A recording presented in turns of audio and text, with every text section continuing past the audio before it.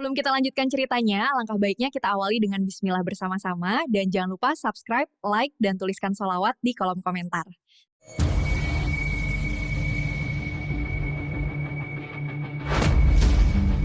Seorang sinden muda berusia 17 tahun, dengan suara emas yang memikat ribuan penonton. Seorang bupati berwibawa, terpandang, dan terpaut usia 15 tahun darinya. Tak ada yang menyangka, cinta bisa tumbuh di tengah panggung budaya dan sorotan politik. Tapi ketika cinta diuji oleh restu orang tua, cibiran masyarakat, dan tekanan kekuasaan, akankah mereka tetap bertahan, atau justru terhempas oleh badai perbedaan dan fitnah? Malam itu, langit Kediri berhiaskan bintang-bintang yang seperti tahu akan hadirnya sesuatu yang istimewa. Di panggung utama Festival Budaya Jawa Timur, ratusan mata tertuju pada sosok gadis muda bersanggul klasik, mengenakan kebaya beludru biru langit dengan selendang emas yang mengalun lembut di bahunya. Dialah Niken Salindri, sinden muda berusia 17 tahun, anak dari dalang kondang waktu itu Ki Gondo Supono dan Wiwin Arumita, tapi suaranya bukan suara biasa. Suaranya adalah doa, gending, dan mantra yang merasuk sampai ke tulang. Begitu rebab pertama digesek, udara di alun-alun menjadi hening. Niken membuka suara, lirih, penuh rasa, membawakan tembang lirih, pangkur, dengan penghayatan yang tak sebanding dengan usianya. Di barisan tamu kehormatan, duduk seorang pria berusia 32 tahun, Mas Lindra, Bupati Tuban yang dikenal bijak dan visioner. Ia semula hanya datang untuk memberi sambutan, namun detik itu, ia terpaku. Jiwanya seolah tertambat pada suara itu. Bukan hanya karena indah, tapi karena ada luka, ada harapan, dan ada ketulusan dalam setiap getaran suaranya. Selesai pertunjukan, tepuk tangan membahana. Namun Niken tetap menunduk, seperti tak mau larut dalam pujian. Baginya, panggung bukan tempat untuk sombong, melainkan tempat suci untuk menyalurkan bakti. Ia turun dari panggung dengan langkah tenang, namun tak tahu bahwa seseorang tengah memperhatikannya dalam diam. Di belakang panggung, Mas Lindra, yang seharusnya segera pulang, malah memilih berjalan pelan, mencari kesempatan bertemu sang sinden muda. Pertemuan pertama mereka terjadi dalam ruang sederhana, tempat para pengrawit berkumpul. Mas Lindra menghampiri dengan sopan. "Mbak Niken, matur nuwun sanget. Tembang panjenengan tadi ngeret batin kula," katanya pelan. Niken yang terbiasa dengan pejabat berbasa-basi, sempat ragu menjawab. Tapi nada suara pria itu berbeda. Ada kejujuran yang membuat jantungnya berdebar pelan, entah karena kagum, atau karena takut pada sesuatu yang belum ia pahami. Tak banyak kata yang terucap malam itu. Hanya tatapan-tatapan singkat dan senyum yang mengandung rasa ingin tahu. Tapi malam itu, sesuatu telah tumbuh. Seperti biji cinta yang diam-diam ditanam oleh takdir di tanah hati dua insan dari dunia yang berbeda, seorang gadis seni dari desa dan seorang pemimpin daerah yang dikejar tanggung jawab dan waktu. Namun, keduanya tahu, ada sesuatu yang istimewa yang tak bisa dijelaskan dengan logika. Malam kian larut, dan Niken kembali ke rumahnya dengan hati yang tak biasanya. Di dalam kamarnya yang sederhana, ia menatap cermin, mengingat pertemuan tadi. Ia memegang selendangnya erat. Apa ini cuma kekaguman biasa, atau awal dari takdir yang rumit? Batinnya bertanya. Di luar jendela, angin malam membawa suara gamelan yang perlahan menghilang, tapi gema pertemuan itu tetap bergema dalam jiwanya. Dan di Tuban, Mas Lindra duduk termenung di dalam mobil dinasnya. Untuk pertama kalinya dalam bertahun-tahun, pikirannya tidak dipenuhi angka APBD atau laporan program desa. Ia hanya mengingat suara itu. Suara yang mengguncang hatinya lebih dari suara rakyat, lebih dari suara logika. Ia tahu, ia akan mencari cara untuk bertemu Niken lagi. Tak hanya sebagai pejabat, tapi sebagai pria yang hatinya baru saja digugah oleh sebuah gending, dan oleh seorang gadis yang jauh lebih dewasa dari usianya. 3 minggu berlalu sejak malam di Kediri yang tak terlupakan itu. Sejak pertemuan singkat di balik panggung, Niken Salindri kembali ke kehidupannya yang sederhana, latihan karawitan, tampil di hajatan, dan mengajar sinden muda di sanggar desa. Tapi, diam-diam, hatinya berubah. Ia sering melamun, teringat pria yang dengan mata teduh dan suara lembutnya membuatnya tak bisa tidur malam itu. Namun ia buang jauh-jauh harapan, dia bupati, aku cuma sinden, bisiknya tiap kali hatinya mulai berhayal. Sampai suatu sore, sebuah mobil berpelat merah berhenti di depan rumahnya. Warga desa geger, ibunya menyuruh Niken cepat keluar, khawatir ada masalah. Tapi yang muncul dari dalam mobil bukan ajudan biasa. Seorang utusan resmi dari Pemkab Tuban datang membawa undangan pribadi, atas nama Bapak Bupati Tuban, Mas Lindra. Panjenengan diundang untuk hadir dan tampil dalam acara Festival Budaya dan Pariwisata Pantai Boom, kata pria berseragam itu. Niken terdiam, tangannya gemetar menerima undangan itu, tertulis namanya dengan tinta emas. Semalaman Niken tak bisa tidur. Pikirannya bercabang antara senang, takut, dan bingung. Ia tak pernah diundang secara khusus seperti ini. Lebih membingungkan lagi, undangan itu bukan datang melalui agensi atau panitia biasa, tapi langsung dari bupati sendiri. Apa ini kebetulan? Atau, apakah ia benar-benar ingin bertemu lagi? Pikir Niken sambil menatap langit malam dari jendela kamarnya yang kecil. Ia tahu, perjalanan ke Tuban nanti akan mengubah sesuatu dalam hidupnya, entah menjadi berkah, atau luka yang dalam. Hari itu pun tiba. Di Pantai Boom, acara digelar megah. Laut bergelombang tenang, seolah ikut menyambut kehadiran para tamu penting. Niken tampil membawakan gending, sekar macapat dan danggula, tembang yang syarat filosofi tentang cinta, hidup, dan pengabdian. Saat suara emasnya menggema, Mas Lindra yang duduk di tenda kehormatan menunduk dalam. Suara itu masih sama seperti yang menggetarkan hatinya dulu, bahkan lebih dalam. Tapi sekarang, ia tak mau hanya jadi penonton lagi. Usai pertunjukan, seorang panitia menghampiri Niken dan berkata, "Panjenengan diminta langsung ke ruang transit VIP, Mbak.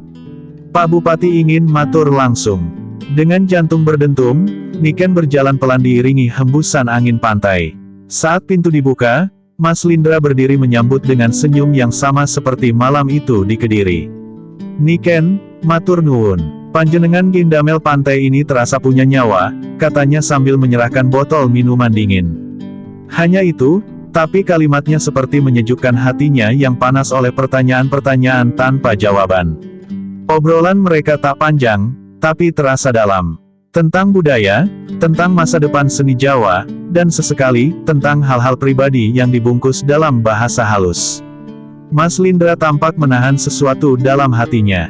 Tapi Niken bisa merasakan bahwa kehadirannya di pantai itu bukan sekadar penampilan, ada maksud yang lebih pribadi. Saat ia pamit, Mas Lindra hanya berkata pelan, "Kalau panjenengan tidak keberatan, saya ingin ajak jalan-jalan sebentar.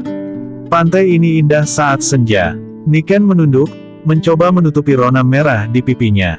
Ia hanya menjawab, "Inggih, Pak, tapi saya pamit ganti pakaian dulu." Dan di detik itulah, semesta diam-diam menggulung alur mereka menuju arah yang lebih dalam. Di ujung pantai, di antara buih-buih kecil dan desir angin laut, bukan hanya pasir yang bersentuhan, tapi juga dua hati, yang meski berbeda dunia, mulai menyatu dalam diam.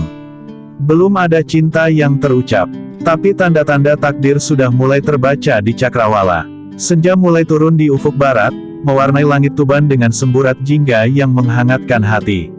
Niken melangkah perlahan di tepi Pantai Boom, kini tak lagi mengenakan kebaya panggung, melainkan gaun batik santai berwarna coklat lembut yang membuatnya tampak lebih sederhana namun tetap anggun.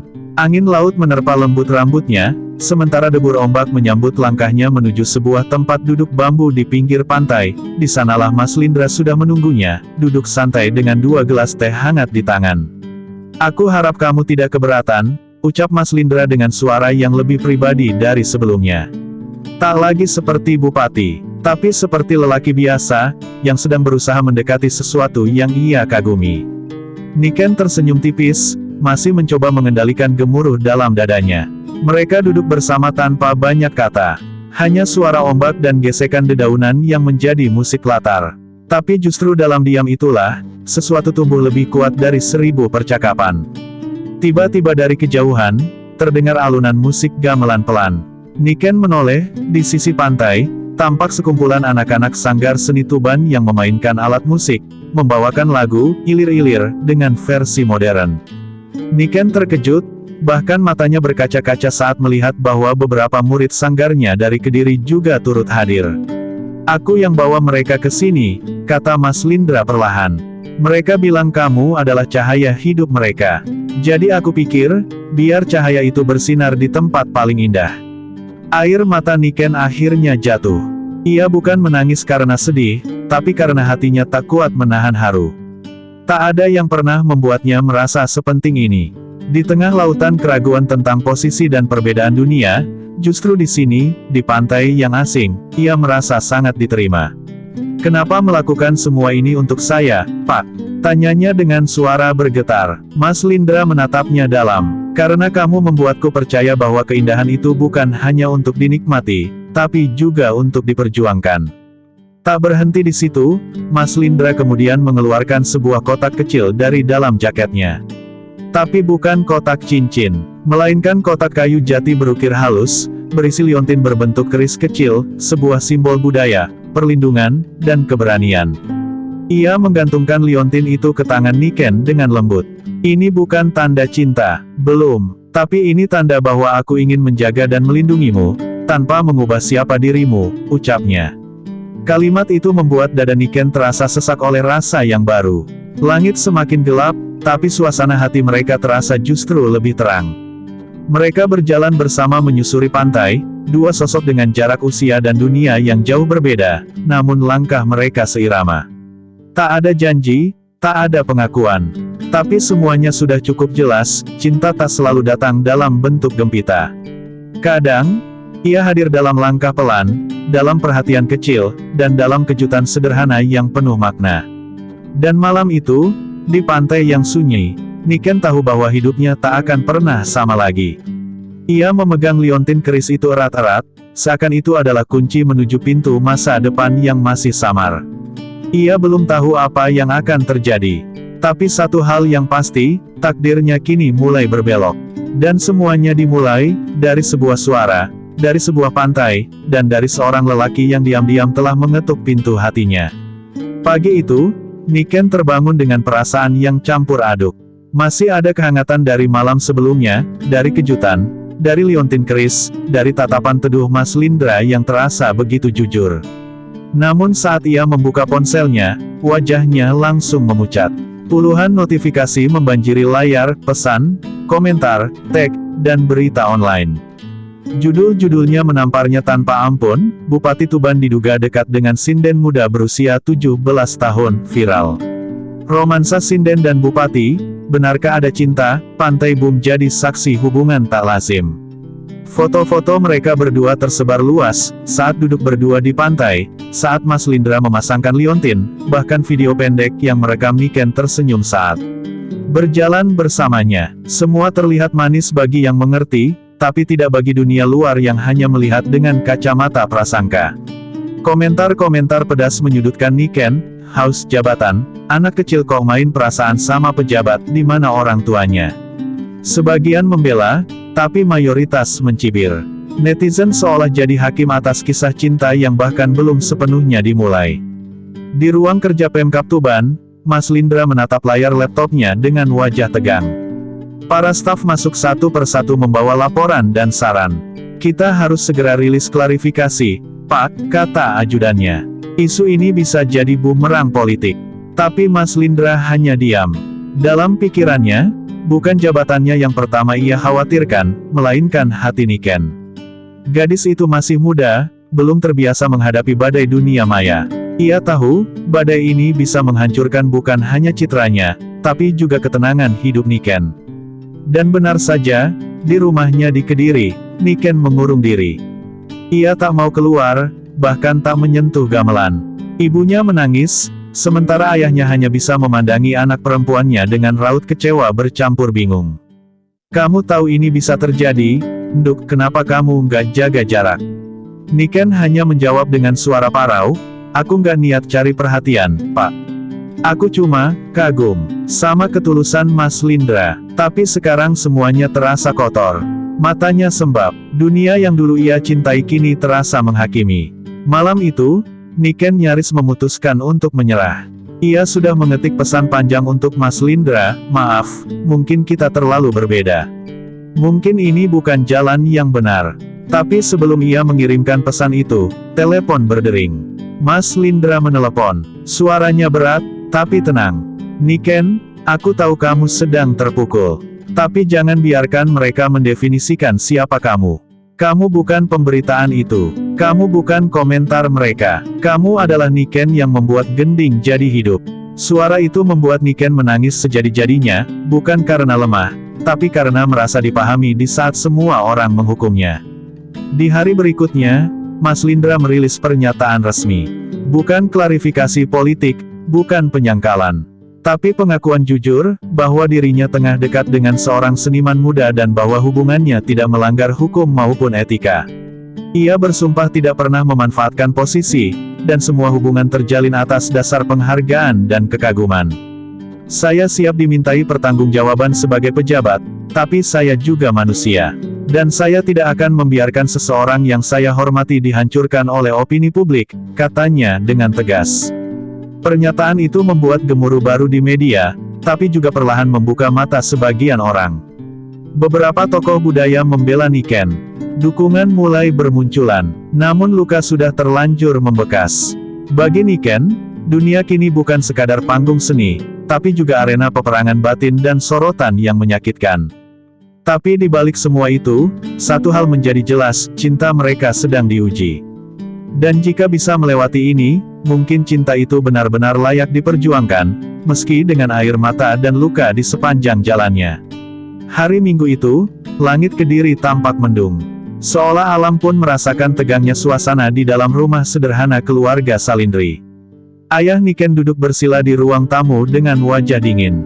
Ibunya terus keluar masuk dapur, pura-pura sibuk, padahal tangannya gemetar sejak pagi. Dan Niken hanya bisa duduk mematung di kamarnya, memandangi liontin keris pemberian Mas Lindra. Di luar pagar rumah, warga mulai berkumpul. Bisik-bisik menyebar cepat. Semua menanti kedatangan orang yang namanya kini jadi bahan pembicaraan seantero desa, Mas Lindra, Bupati Tuban. Tak lama kemudian, suara deru mobil terdengar. Mobil hitam berpelat merah berhenti tepat di depan rumah Niken. Seorang pria berkemeja putih turun. Wajahnya tenang tapi matanya menyimpan gelisah. Ia tidak datang sebagai pejabat, tidak membawa ajudan, tidak memakai seragam. Ia datang sebagai lelaki yang ingin meminta restu, bukan suara. Semua mata warga memandang dengan tatapan penuh tanda tanya. Tapi Mas Lindra tetap melangkah, mengetuk pintu rumah dengan tenang. Dan untuk pertama kalinya dalam hidupnya sebagai pemimpin, ia gugup. Setelah memberi salam, Mas Lindra duduk bersila di depan kedua orang tua Niken. Ia menunduk dalam-dalam, menyusun kata dengan hati-hati. Bapak, Ibu, saya datang bukan sebagai bupati, tapi sebagai pria yang merasa sangat menghargai putri panjenengan, katanya dengan suara pelan. Saya tahu usia kami jauh berbeda, dan saya sadar berita yang beredar mungkin membuat panjenengan malu. Tapi izinkan saya menjelaskan, bahwa perasaan saya terhadap Niken tulus, dan tidak pernah saya niatkan mencemari nama baik keluarga ini. Ayah Niken menatap tajam. Panjenengan sadar anak saya masih remaja. Masih di bawah tekanan orang-orang yang tidak tahu apa-apa. Tanyanya tegas. Mas Lindra mengangguk. Saya sangat sadar, Pak. Dan karena itu saya datang. Bukan untuk membawa kabar gembira, tapi untuk bertanggung jawab atas gelombang yang muncul. Jika saya tidak datang hari ini, Niken akan terus dihukum atas sesuatu yang dia tidak salah. Kalimat itu membuat keheningan menyelimuti ruang tamu. Hanya terdengar suara detak jam dinding dan napas berat semua yang ada di sana. Niken akhirnya keluar dari kamarnya. Matanya sembab, tapi langkahnya tegas. Ia duduk di samping ibunya dan menunduk. Pak, Bu, Niken gak pernah minta jatuh cinta sama siapa. Tapi Niken juga nggak bisa pura-pura seakan semuanya baik-baik saja. Niken ngerti, mungkin ini salah waktu. Tapi Mas Lindra satu-satunya orang yang nggak melihat Niken cuma sebagai anak kecil atau sinden panggung. Dia lihat saya, sebagai manusia. Kata-katanya mengguncang. Sang ibu mulai menangis pelan. Tak lama, ayah Niken berdiri. Ia menatap Mas Lindra lama. Saya bukan menolak, tapi saya ingin tahu, sampai sejauh mana panjenengan akan berani berdiri di tengah badai ini. Cinta bukan soal kata-kata di pantai, Nak. Tapi soal bagaimana panjenengan bertahan saat orang lain menjatuhkan. Mas Lindra mengangguk perlahan. Saya siap diuji, Pak. Dengan seluruh harga diri saya. Maka hari itu, belum ada restu. Tapi juga belum ada penolakan. Hanya ujian, dan sebuah janji diam. Saat Mas Lindra pamit, Niken mengantarnya sampai ke pagar. Di sana, mereka berdiri beberapa detik dalam diam. Tak perlu pelukan, tak perlu genggaman, hanya pandangan mata yang saling menguatkan. Saat mobil itu pergi, Niken tahu, babak baru dalam hidupnya sudah dimulai. Tidak lagi sebagai sinden muda biasa, tapi sebagai perempuan yang kini harus belajar bertahan, mencintai, dan memilih, antara ketulusan atau tekanan dunia. Hari-hari setelah pertemuan di rumah Niken terasa lebih berat dari sebelumnya. Meski ayahnya belum secara tegas menolak, restu pun belum diberikan. Di sisi lain, pemberitaan belum juga mereda. Media nasional mulai mengangkat isu ini sebagai skandal moral seorang kepala daerah. Bahkan beberapa anggota DPRD Tuban mulai menggulirkan wacana pemeriksaan etik, menuntut Mas Lindra untuk klarifikasi lebih lanjut atas hubungan pribadinya yang meresahkan publik.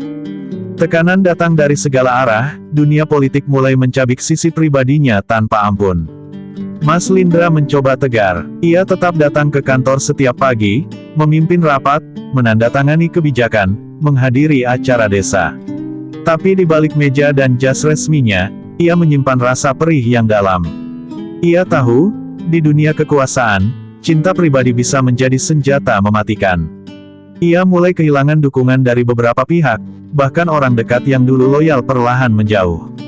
Tapi, yang paling menyakitkan, beberapa pihak memanfaatkan situasi ini untuk menjatuhkannya, bukan karena cinta Niken, tapi karena iri pada integritasnya yang selama ini bersih. Sementara itu, Niken mulai menarik diri dari dunia seni. Ia menolak beberapa undangan pentas, bahkan dari sanggar-sanggar besar yang dulu sangat ia impikan. Ia tak tahan membaca komentar netizen yang terus menyindir, pantesan naik daun, ternyata ada bekingnya. Hatinya terluka. Baginya, seni adalah rumah. Tapi kini, panggung yang dulu membuatnya bersinar, justru menjadi ruang penghakiman yang kejam. Ia mulai bertanya pada diri sendiri, haruskah aku mundur agar dia tetap berdiri? Di tengah dilema itu, seorang sahabat dekatnya, Sari, mendatangi Niken. Kenapa kamu sembunyi, Ken? Kamu lupa siapa kamu? Kamu itu sinden yang membuat gamelan menangis dan penonton berdiri. Bukan bayang-bayang dari siapapun. Sari memeluknya erat. Kata-kata itu mengguncang hati Niken. Ia menangis sejadi-jadinya malam itu. Tangis bukan karena takut kehilangan cinta, tapi karena takut kehilangan dirinya sendiri. Ia tahu, jika ia mundur sekarang, maka ia akan kehilangan segalanya, diri, martabat, dan suara hatinya. Mas Lindra pun mulai berpikir keras. Ia menolak tunduk pada tekanan politik, tapi juga tak ingin Niken dikorbankan. Maka ia membuat keputusan besar, mengajukan cuti sementara dari jabatannya, agar tidak mencampurkan urusan pribadi dengan tugas publik. Dalam konferensi pers, ia berkata lantang, saya memilih menepi sejenak, bukan karena saya lemah, tapi karena saya ingin menjaga apa yang penting dalam hidup saya, termasuk seseorang yang saat ini disalahpahami dunia. Keputusan itu mengejutkan semua pihak, memicu kontroversi, tapi juga mengundang simpati. Langkah Mas Lindra justru membuat Niken kembali tegak. Ia sadar, lelaki itu tidak akan meninggalkannya di tengah badai. Dan kalau ia ingin hubungan ini tetap suci, maka ia sendiri harus bangkit. Maka dengan suara lirih namun mantap, Niken mengambil mikrofon dalam sebuah acara pentas budaya di Kediri. Ia berdiri di tengah panggung, menatap ratusan pasang mata yang sebelumnya meragukannya. Dengan nada penuh luka namun kuat, ia mulai menyanyi, Gending, Kebo Giro. Suaranya bergetar, namun tiap baitnya mengalun seperti doa, memohon pengertian, meminta keadilan. Malam itu, dunia kembali mendengar Niken. Bukan sebagai gadis muda yang jatuh cinta pada pejabat, tapi sebagai sinden sejati, yang tetap berdiri di atas panggung meski dunia mencoba menjatuhkannya. Dan jauh di kursi penonton paling belakang, dengan topi menutupi wajahnya, Mas Lindra menatapnya diam-diam. Senyum tipis menghiasi bibirnya. Ia tahu, perjuangan mereka belum selesai. Tapi malam itu, ia sadar, ia tidak mencintai gadis biasa. Ia mencintai perempuan yang suaranya bisa mengalahkan ribuan cacian. Langit sore di Kediri saat itu berwarna jingga, seperti menyimpan harapan yang baru saja tumbuh kembali. Setelah pementasan dramatis yang menyentuh hati, nama Niken perlahan kembali diterima. Tapi bukan itu yang membuatnya gugup hari itu, melainkan kabar dari ayahnya. Besok pagi, Mas Lindra kami undang ke rumah. Kami ingin bicara, bukan sebagai orang tua yang marah, tapi sebagai keluarga yang ingin mengenal lebih dalam. Kata-kata itu membuat dada Niken bergetar. Apakah ini pertanda restu, atau ujian terakhir? Pagi itu, suasana rumah Niken terasa sangat berbeda. Meja ruang tamu diberi taplak terbaik, teh diseduh dengan melati, dan di dinding tergantung foto almarhum kakek Niken, seorang dalang legendaris. Mas Lindra datang tidak dengan mobil dinas, melainkan dengan motor tua, mengenakan batik sederhana dan senyum penuh harap. Saat ia disilakan duduk, tak ada basa-basi. Ayah Niken membuka pembicaraan dengan nada datar, Mas Lindra, kami sudah melihat semuanya. Termasuk, bagaimana panjenengan mengambil cuti, dan bagaimana anak kami tetap memilih jalannya sendiri. Sekarang kami ingin tahu, apa sebenarnya niat panjenengan? Mas Lindra menunduk dalam, suaranya tenang, tapi terasa berat. Pak, Bu, saya tidak pernah berniat mempermainkan perasaan Niken. Saya tahu usianya muda, dan saya sadar banyak mata yang memandang hubungan ini dengan sinis. Tapi saya percaya, cinta bukan soal umur, melainkan ketulusan. Saya ingin mendampingi Niken, menjaga karir seninya, dan membuktikan bahwa saya tidak hanya mencintainya, tapi juga menghormati panjenengan sebagai orang tuanya. Kalimat itu menggantung di udara. Ibu Niken menahan air mata, dan sang ayah terdiam lama. Setelah beberapa saat, ayah Niken berdiri. Ia masuk ke kamar, lalu kembali membawa kotak kayu kecil. Ia meletakkannya di depan Mas Lindra. Ini adalah warisan dari kakek Niken. Sebuah selendang sinden dari zaman dulu. Kami belum pernah memberikannya pada siapapun. Tapi kalau panjenengan benar-benar tulus, dan siap menjalani hubungan ini dengan adat dan tanggung jawab, maka selendang ini adalah simbol bahwa kami mulai percaya. Mas Lindra terperangah. Ia mengambil kotak itu dengan gemetar, lalu mencium tangan ayah dan ibu Niken, menahan tangis. Niken yang sejak tadi menyimak dari balik tirai, tak kuasa lagi menyembunyikan air matanya. Ia berlari keluar dan memeluk ibunya. Tangis bahagia pecah di ruang tamu itu. Tidak ada pesta, tidak ada sorak-sorai. Tapi bagi mereka, hari itu adalah hari paling sakral, saat cinta tidak hanya diterima, tapi juga dihormati. Bukan karena mereka berhasil meyakinkan dunia, tapi karena mereka berhasil menyentuh hati dua orang paling penting dalam hidup Niken. Namun, di tengah kebahagiaan itu, Mas Lindra tahu perjuangan belum selesai. Ia masih harus menghadapi dunia politik, publik, dan media yang bisa sewaktu-waktu berubah arah. Tapi hari itu, dengan selendang warisan di tangan dan mata Niken yang berbinar di hadapannya, ia merasa kuat. Restu bukan akhir dari perjalanan, melainkan awal dari pengabdian, pada cinta, budaya, dan tanggung jawab yang lebih besar dari sekadar perasaan. Dan malam harinya, saat Niken memainkan gending lembut di beranda rumahnya, Mas Lindra duduk di sampingnya. Tidak berbicara apapun, hanya saling menatap, menikmati angin malam yang membawa aroma kenangan. Cinta mereka telah melalui badai, cercaan, ujian, dan ketidakpastian. Tapi kini, cinta itu mulai diterima. Dan mungkin, sebentar lagi, akan dirayakan. 3 bulan berlalu sejak restu itu diberikan. Hubungan Niken dan Mas Lindra menjadi jauh lebih kuat, tapi juga lebih sunyi. Mereka jarang tampil di publik bersama. Mas Lindra memilih menepi dari politik sementara, dan Niken kembali ke panggung dengan energi yang berbeda, lebih dewasa, lebih tegar. Namun, di balik semua itu, ada satu pertanyaan besar yang belum terucap, apakah mereka akan menyatukan hidup, atau tetap berjalan di dua dunia yang berbeda? Dan jawaban itu akan datang malam ini, dalam acara puncak pentas budaya, Gema Warisan Leluhur, di Alun-Alun Tuban. Panggung megah sudah berdiri, ribuan orang memadati lapangan. Malam itu bukan malam biasa, karena Niken tampil sebagai bintang utama. Tapi yang tadi ketahui banyak orang, malam itu juga adalah malam perpisahan, entah perpisahan dengan panggung, atau perpisahan dengan cinta yang selama ini ia perjuangkan. Di belakang layar, Niken memegang selendang warisan yang pernah diberikan ayahnya. Matanya basah, ia tahu, malam ini bukan sekadar pertunjukan, ini adalah ujian terakhir. Ketika tirai panggung terbuka, Niken berdiri sendirian di tengah sorot cahaya. Gaun kebayanya berwarna merah maron, rambut disanggul rapi dengan hiasan bunga melati. Ia mulai menyanyikan tembang, pangkur, dengan suara lembut namun dalam. Tiap bait yang dinyanyikannya seakan berisi luka, harap, dan kerinduan.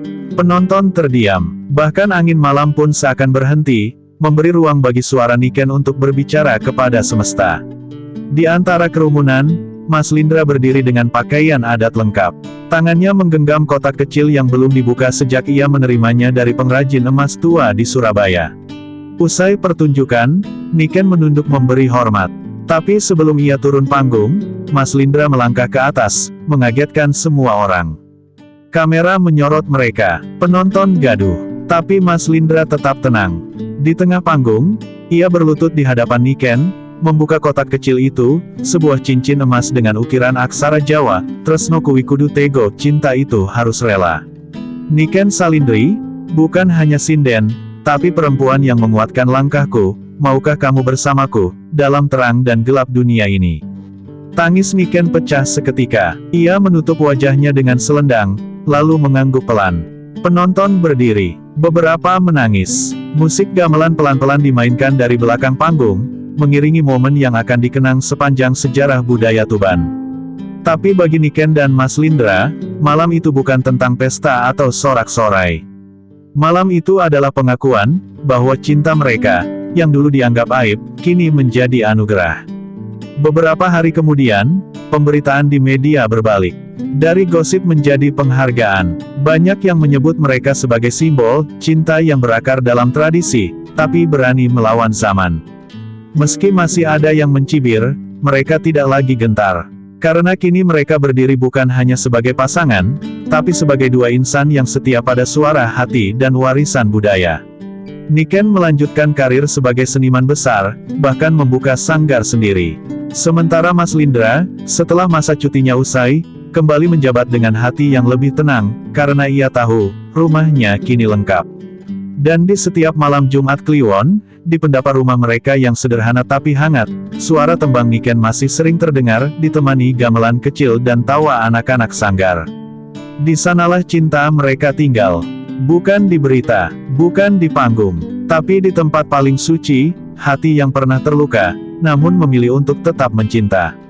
Demikianlah kisah haru dan penuh perjuangan cinta antara Niken Salindri, sinden muda asal Kediri, dan Mas Lindra, Bupati Tuban yang berani melawan arus demi perasaan tulus. Dari badai pemberitaan, penolakan orang tua, hingga tekanan politik yang menggunung, cinta mereka akhirnya menemukan jalannya sendiri. Di atas panggung budaya, bukan hanya gending yang mengalun, tetapi juga janji suci dan keberanian dua hati untuk menyatu, meski dunia tak selalu mengerti. Sebuah kisah yang mengajarkan kita bahwa cinta bukan hanya tentang rasa, tapi juga tentang keberanian, pengorbanan, dan penghormatan terhadap nilai dan keluarga.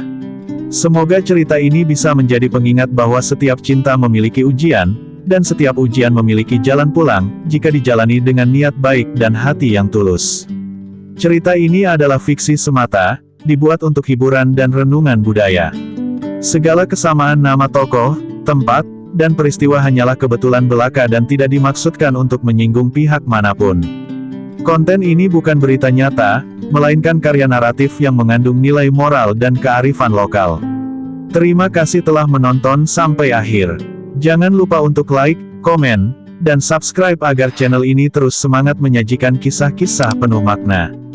Tulis sholawat di kolom komentar, semoga kita semua mendapatkan keberkahan dan syafaat dari Rasulullah. Sampai jumpa di cerita berikutnya, hanya di Mizan Story. Wassalamualaikum warahmatullahi wabarakatuh.